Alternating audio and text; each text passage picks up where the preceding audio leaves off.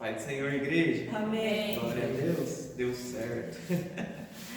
Você que pode, abre sua Bíblia, livro de Esdras, capítulo 7, versículo 10. Esdras, capítulo 7, versículo 10. Vamos para mais uma aula, panorama bíblico. Estamos vendo os livros históricos, estamos quase terminando os livros históricos, tá? Esdras 7, 10. Esdras, capítulo 7, versículo 10. Temos agora Esdras, depois Neemias e depois Esther. Aí terminamos os livros históricos, amém? Boa notícia, irmãos. Dia 14 a gente completa um ano de estudo bíblico. Glória a Deus. Glória a Deus. Semana que vem a gente já vai estar aniversariado. Cadê o café, né? Glória a Deus. Aula 17 já, né? Livro de Esdras. E vai dizer assim: porque Esdras tinha disposto o coração para buscar a lei do Senhor e para cumprir e para ensinar em Israel os seus estatutos e os seus juízos. Amém, irmãos? Amém. O livro de Esdras, em hebraico, né, seria Esra, alguma coisa assim, gente, não sou bom em hebraico não, que significa ajuda, né, ou auxiliador, né, é praticamente a mesma palavra que é usada lá para quando Deus cria Eva, né, fala aí Adão fala será auxiliadora, será ajudadora, é mais ou menos a mesma palavra, que é usada com o nome de Esdras, amém? Amém. No grego, né, só a transliteração do nome, tá? Segundo a Septuaginta, amém? Originalmente, Esdras e Neemias eram um único livro, tá? Era um único livro. Nos manuscritos hebraicos antigos, tá? Como o Talmud, né? Massorético.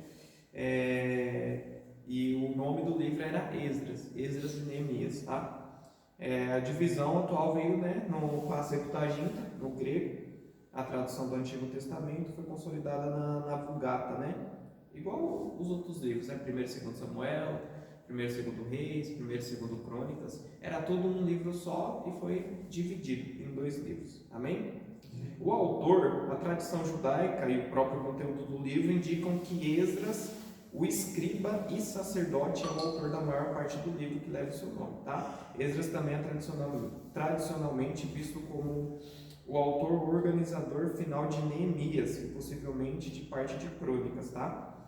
Ele era um escriba, né? Por isso que ele tinha ele teve essa aptidão, né, para alguns livros da Bíblia.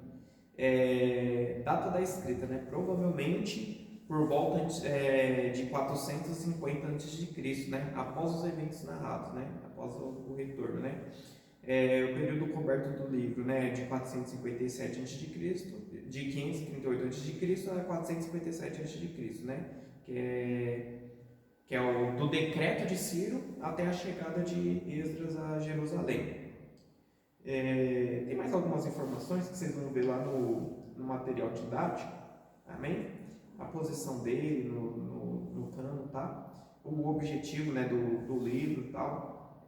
Isso aí depois vocês podem consultar lá no material didático, amém, irmãos? Amém. O livro de Esdras, ele dá continuidade direta à narrativa de 2º Crônicas, encerrando um ciclo de juízo e iniciando um novo tempo de restauração, né, de reconstrução. O último versículo de 2º Crônicas, que é o capítulo 36, versículo 23, né? E o primeiro de Esdras, que é Esdras capítulo 1, versículo 1, são praticamente idênticos. Praticamente a mesma passagem, mostrando que Esdras retorna exatamente de onde Crônicas parou, né? Que é um versículo assim, né? Assim diz Ciro, reis da Pérsia: o Senhor Deus dos céus me deu todos os reinos da terra e me encarregou de edificar uma casa em Jerusalém, que está em Judá. E continua o versículo. É isso, tá? Que fala, né? Após o trágico fim de Jerusalém, com o povo levado cativo para a Babilônia, Deus não encerra a história de Israel no exílio. Pelo contrário, ele começa um novo capítulo de esperança e restauração. Em Esdras, veremos o cumprimento das promessas proféticas de retorno, como Jeremias 29:10, né? Com o povo saindo do cativeiro babilônico sob o decreto do rei persa Ciro. O livro narra 2 momentos principais dessa restauração: Em primeiro lugar, a reconstrução do templo sob a liderança de Zorobabel, que está lá em Esdras de 1 a 6. E, em segundo lugar, a restauração espiritual sob a liderança de Esdras, né? Que está lá do 7 ao 10. Assim, Esdras inicia uma nova fase na história bíblica, o período pós-exílio, onde o foco não é mais o reinado de reis, mas o retorno à palavra, à adoração e à identidade do povo de Deus. Amém, irmãos? Amém. Resumindo, voltando, né? A gente viu, né, a história lá em Samuel, a história em Reis e a história em Crônicas, né? De como começou o reinado, né? Desde Saul até os últimos reis, e como que o povo, né, foi se corrompendo, foi pecando, não se arrependia. Deus levantava profetas para profetizar sobre, né, o arrependimento, e o povo não se arrependia, até que foi profetizado, né, que eles seriam cativos, né? Na verdade, Moisés já tinha profetizado isso. Moisés já tinha profetizado isso lá em Deuteronômio, que o povo seria cativo, né? Mas os profetas continuavam alertando. Elias, Eliseu, Jeremias, Isaías profetizaram o tempo todo, e o povo não se arrependia, o povo não voltava aos bons caminhos. Até reis bons, como Salomão, reis bons pecaram, né? E o povo foi sendo levado ao pecado. Isso levou o povo ao cativeiro, lá na Babilônia. O livro de Crônicas, o livro de Reis termina no cativeiro da Babilônia, né? O livro de Crônicas termina já na transição, né? Que teve o cativeiro babilônico. Porém, o rei da Babilônia morre, e sobre eles também vem o rei da Pérsia, né? Os impérios mudam, né? Mas o povo de Deus continua sendo preservado. Deus continua preservando a descendência de Davi, Deus continua preservando o seu remanescente, mas eles estavam cativos. Aí se cumpre a profecia que Jeremias tinha profetizado, que o cativeiro iria durar cerca de 70 anos, tal, e o povo iria retornar para a sua terra natal. É aí que começa, assim que começa, né, termina o livro de Crônicas com o decreto do rei Ciro, e começa também o livro de Esdras com o mesmo decreto do rei Ciro, falando para o povo voltar, para o povo reconstruir as suas cidades. Amém? Amém. A gente vai ver no capítulo 1, né? Já vamos para o panorama. No capítulo 1, a gente vê, né, esse decreto do rei Ciro, né? E o início do retorno, né? Deus desperta o coração de Ciro, rei da Pérsia, para cumprir a profecia de Jeremias. Ciro emite um decreto permitindo que os judeus retornem a Jerusalém e reconstruam o templo do Senhor. Além disso, ele devolve os utensílios sagrados que Nabucodonosor havia levado do templo. O povo começa a se organizar para o retorno com apoio de ofertas voluntárias, né? Então ele libera o decreto, né? Dá a permissão, dá o decreto, e também devolve os itens, né? E para você ver, né, que Deus move até o coração de um rei ímpio, né? Rei Ciro, ele foi movido para trazer a restauração do povo. Esdras capítulo 2, a gente vai ver o registro, né, dos que voltaram com Zorobabel, né? Primeiro a gente vai ver Zorobabel, depois a gente vai ver Esdras, né? Zorobabel era o rei. Não, Zorobabel ele era da descendência lá dos sacerdotes, mas naquela época ele era o líder, né, do povo. Ele que volta antes de Esdras, né? Esse capítulo lista os exilados que retornam da Babilônia com Zorobabel, né? São mais de 42 mil pessoas, incluindo sacerdotes, levitas, cantores e servos do templo. A ênfase na genealogia reforça a continuidade do povo de Deus e o cuidado em manter a pureza da linhagem sacerdotal levítica. A gente vai ver em Esdras bastante genealogia. Esdras e Neemias a gente vai ver bastante genealogia. Igual Crônicas também. Em Reis a gente não viu muito, mas em Crônicas a gente viu bastante genealogia. Em Esdras e Neemias a gente vai ver bastante. Por quê? A ênfase é essa: mostrar que Deus preservou o seu remanescente. Que apesar do juízo, apesar da ira de Deus, apesar do cativeiro, Deus não permitiu que o povo fosse exterminado, que o povo fosse remanescente. Então, a descendência dos levitas, a descendência de Davi, a descendência dos reis foi preservada. Capítulo 3, a gente vai ver a reconstrução do altar e os fundamentos do templo. O povo já está na terra, já voltou para Jerusalém, então eles começam a reconstruir, né? Aqui no capítulo 3 a gente vai ver mais detalhes, né, do altar, né, e dos fundamentos, né? Os exilados restauram o altar sobre suas bases antigas e recomeçam os sacrifícios diários conforme a lei de Moisés. Celebram a festa dos tabernáculos e mais tarde lançam os fundamentos do templo. O povo se alegra com grande júbilo, mas alguns anciãos choram ao lembrar-se da glória do primeiro templo. Então, algumas pessoas que viram o primeiro templo, eles estão voltando, os anciãos, eles estão voltando do cativeiro. E mesmo nessa reconstrução, mesmo a pessoa estando sendo liberta, ela lembra, né? Ela lembra da glória do primeiro templo, da glória da primeira casa. A gente vai ver isso lá no profeta Ageu, no mesmo tempo. O profeta Ageu, ele era contemporâneo de Zorobabel. Então é nesse momento que a gente vai ver, né, o livro do profeta Ageu, que a gente vai ver mais para frente. Então os anciãos, eles começam a ver na reconstrução, porque eles tinham, apesar de ter o decreto do rei, terem materiais, não conseguem fazer com o mesmo material, não conseguem fazer com a mesma qualidade que Salomão conseguiu fazer. Então, eles começam a chorar, né? Eles começam a lamentar, né? Oh, como que era lindo, como que era belo, como que era glorioso o antigo templo. E agora nós estamos reconstruindo esse daqui, se eu não me engano eles falam até com pedras queimadas, que foram queimadas, eles pegaram as mesmas pedras e estavam reconstruindo, né? É interessante isso. Eles celebram algumas festas, né? Os feriados judaicos, né? As festas dos tabernáculos, né? Mostrando, né, que eles não perderam as suas origens. Esdras capítulo 4, a gente vai ver, né, a oposição e a paralisação da obra, né? Os inimigos do povo de Judá tentam se infiltrar no projeto da reconstrução, mas ao serem recusados passam a perseguir e enfraquecer os judeus. Acusam-nos perante o rei e conseguem interromper a construção por muitos anos até o reinado de Dario, né? Aqui a gente vai ver os samaritanos. Lembra da divisão lá do filho de Salomão, Roboão?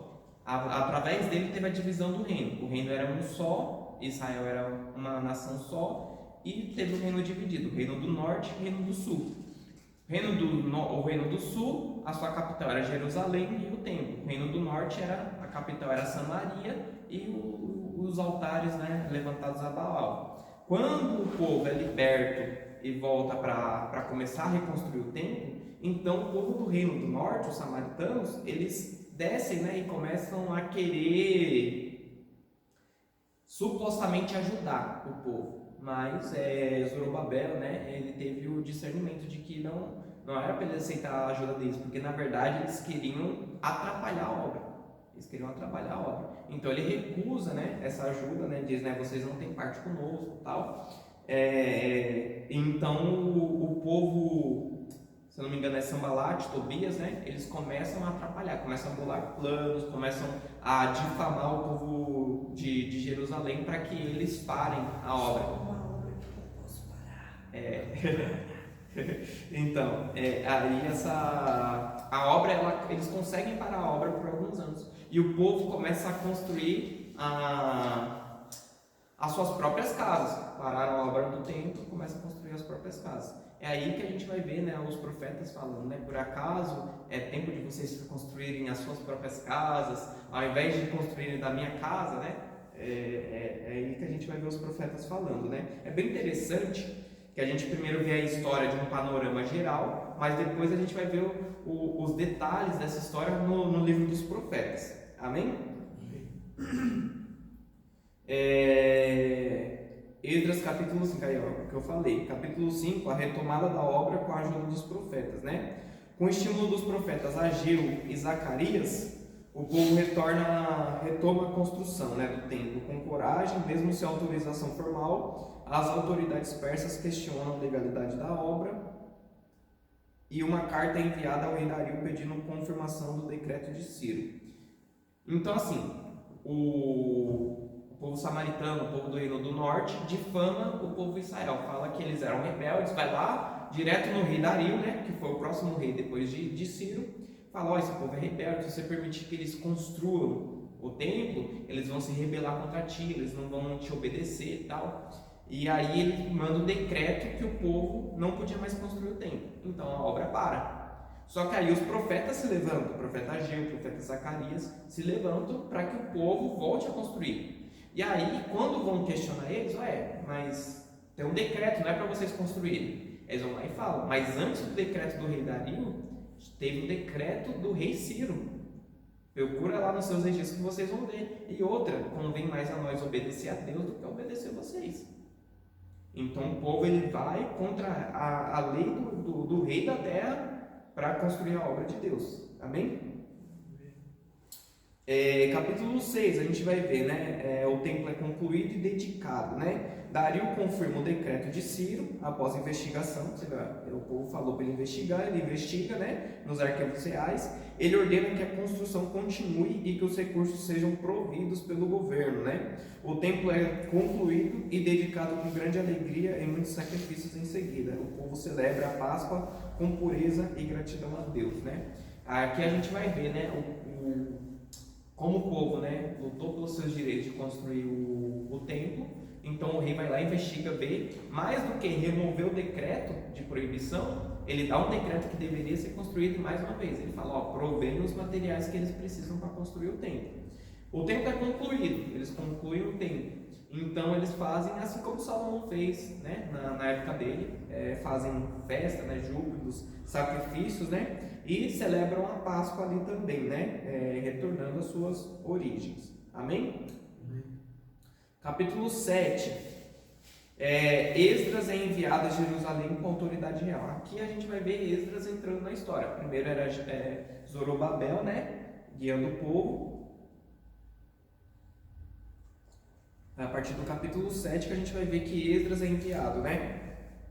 Décadas depois, né, Esdras, sacerdote e escriba da lei de Deus, é comissionado pelo rei Artaxerxes. Já mudou o rei de novo. Começa com Ciro, muda para Dario e agora já é o rei Artaxerxes. Para ir... quase língua estranha. Para ir a Jerusalém, ele recebe autoridade para organizar o culto, aplicar a lei e ensinar ao povo. Esdras preparou o coração para buscar, cumprir e ensinar a palavra de Deus. Um dos versos mais conhecidos do livro, né? Foi o que a gente leu, né? Primeiro tem a reconstrução do templo, né? A reconstrução da adoração, da busca pela presença de Deus, dos sacrifícios, mas Esdras também é enviado, né, para voltar, né, a ministrar o culto, a palavra, os ensinamentos, a doutrina. Amém? Esdras capítulo 8, né? Aí a gente vai ver os preparativos para a viagem e a proteção de Deus, né? Primeiro é o decreto, né, no 7. No 8, a gente vê, né, Esdras ele reúne aqueles que o acompanharão, né? Mas nota a ausência de levitas, então envia mensageiro para buscar homens aptos. Antes da jornada ele convoca jejum e oração para buscar a proteção de Deus, recusando escolta militar para demonstrar fé, né? Deus responde e eles chegam a Jerusalém em segurança, né? Então o próprio rei, né? É interessante que o rei ele dispõe, né? Se você precisar de escolta, se você precisar de soldados que protejam você, eu envio soldados. Ele fala, não, meu Deus vai me proteger, né? É bem interessante essa passagem, que ele confia, né, na proteção de Deus. Ele também busca, né, os registros, busca também levar, né, os sacerdotes, os levitas de volta para a terra, para Jerusalém. Esdras capítulo 9, né, a gente vê a confissão de Esdras pelo pecado do povo, né, não era nem pelo dele, pelo do povo. Ao chegar Esdras descobre que muitos líderes e o povo haviam se casado com mulheres estrangeiras em desobediência à lei, né? Eles rasgam suas vestes e se prostra diante de Deus e faz uma oração comovente de confissão e intercessão. A oração demonstra profundo arrependimento e temor pela santidade de Deus, né? A gente vai ver isso daí, né? Eles veem, né, que o povo tinha se misturado com os outros povos, né? Coisa que todas as outras vezes, desde Êxodo até chegar aqui no livro de Êxodo, todas as outras vezes que as pessoas se casaram com povos estrangeiros, eles se corrompiam, não adianta. Salomão foi o maior exemplo disso, né? Era um homem com a sabedoria, né, de Deus, e mesmo assim, por causa dos seus casamentos, né, ele foi influenciado a buscar deuses pagãos porque ele casou com mulheres pagãs, né? Então Esdras ele chama o povo a esse arrependimento, né? Ele promove um jejum, ele rasga suas vestes por causa disso, né? E o capítulo 10, né, que é o último, né? A gente vai ver, né? O povo responde ao chamado, né, de arrependimento com tristeza, mas também com decisão. Eles se comprometem a corrigir o pecado. Uma comissão é formada para analisar os casos de casamento misto, né? E o processo é conduzido com ordem e aqueles que haviam pecado são listados no final. Amém, irmãos? Amém. Esse daí é o livro de Êxodo, né? Ele parece que acaba de forma abrupta, né? De forma, né? É porque o livro de Esdras e Neemias eram um só, né? Então a continuação a gente vai ver no próximo livro, no livro de Neemias. Amém? O que a gente pode ver, né, de ponto principal no livro de Esdras em primeiro lugar, né, a misericórdia de Deus, né, sendo manifestada até mesmo por um rei pagão, né? É o decreto de Deus, né, que Deus é fiel. Ele disciplina, né, aquele que ele ama, né? Então ele disciplinou o seu povo, né? Levou para o cativeiro, mas trouxe de volta, né? Sua misericórdia traz o povo de volta, né? Então a gente vai ver, né, que nessa volta coisas importantes são o que é o principal, o que Deus guiou os seus líderes, né? Em primeiro lugar, reconstrução do templo, né? O lugar para a gente ter a comunhão, o lugar para a gente ter esse encontro, né? O lugar para a gente voltar a buscar a presença de Deus. Segundo lugar, né? É a restauração da liturgia do culto, né? Dos ensinamentos, da palavra, né? Do povo voltar às suas origens, né? Em terceiro lugar, a gente vê, né? Até mesmo essa questão dos casamentos mistos, né? Que o povo se arrependeu, né? Do povo se purificando, a volta, né? Para a santidade, para que o povo não voltasse a pecar contra Deus. A gente vê também, né? O cumprimento de profecias, né? A volta do povo à terra de Judá, né? Que é a profecia de Jeremias. E também, cadê?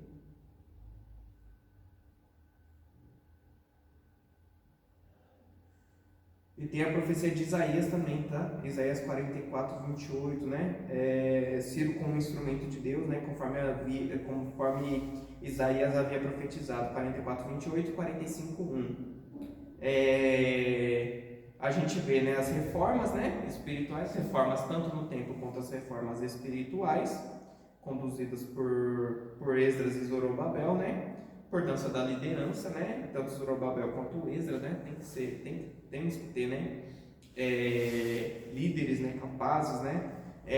Mas também os profetas, né? Principalmente Ageu e Zacarias, que agiram nessa era. E também a preservação da santidade, né? Separação do povo, né? A gente vê, né, o desenvolvimento do plano da redenção, né? O livro de Esdras faz parte de um momento crítico no plano da redenção, né? O retorno do remanescente e a restauração da adoração verdadeira. Deus mantém sua aliança com Israel, mesmo após o castigo do exílio. Esse retorno prepara o cenário para a vinda do Messias, cumprindo promessas da continuidade da linhagem e da aliança com Davi. Amém? Sem templo não havia sacrifícios, sem sacrifícios não havia expiação. A reconstrução do templo aponta para a restauração da comunhão entre Deus e seu povo, essencial para a progressão da promessa messiânica. A aliança é reafirmada e preservada, mostrando que Deus não desistiu do seu povo. A gente vê, né, as profecias de Jeremias, profecias de Isaías se cumprindo, né? A gente vê novamente, né, o templo, né, como sombra de Cristo, né, o tabernáculo onde a gente tem um encontro com Deus, né, simbolizando Deus Emmanuel, né, que é Deus conosco, né, voltando, né, ao Éden, né, onde temos um encontro com Deus, o altar restaurado, né, e os sacrifícios, né, para ter a expiação, o cobrimento dos pecados, né. E o próprio Esdras, né, ele aponta, né, para Cristo, né, como um intercessor, né, como um guia, né, para o seu povo. Depois tem mais algumas informações no material didático, tá? Para vocês consultarem. Mas concluindo aqui, o livro de Esdras termina com o povo de Israel passando por um processo de restauração espiritual. Começa com a restauração física do templo. Segundo lugar, restauração da liturgia do culto, né? da busca por Deus, né? da adoração, da oração, da palavra, mas termina com a restauração espiritual, né? com o povo se separando, né? do do paganismo, o povo realmente compromissado em estar limpo, puro para estar obediente a Deus. Depois do exílio eles voltam para a terra prometida, reconstroem o altar, o templo, retomam a leitura e a prática da lei de Deus.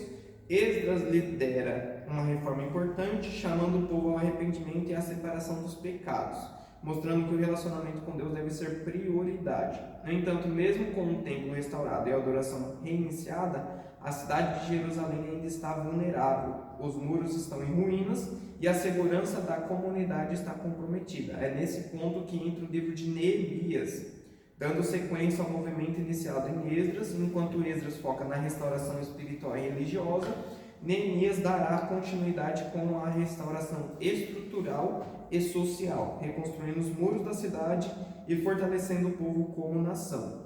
Juntos, os dois livros mostram que a obra de Deus é completa, envolve tanto o coração quanto a estrutura, tanto o culto quanto a vida em comunidade. Essa restauração parcial aponta para uma restauração maior e definitiva que virá por meio do Messias prometido. Amém, irmãos? Deus abençoe a todos.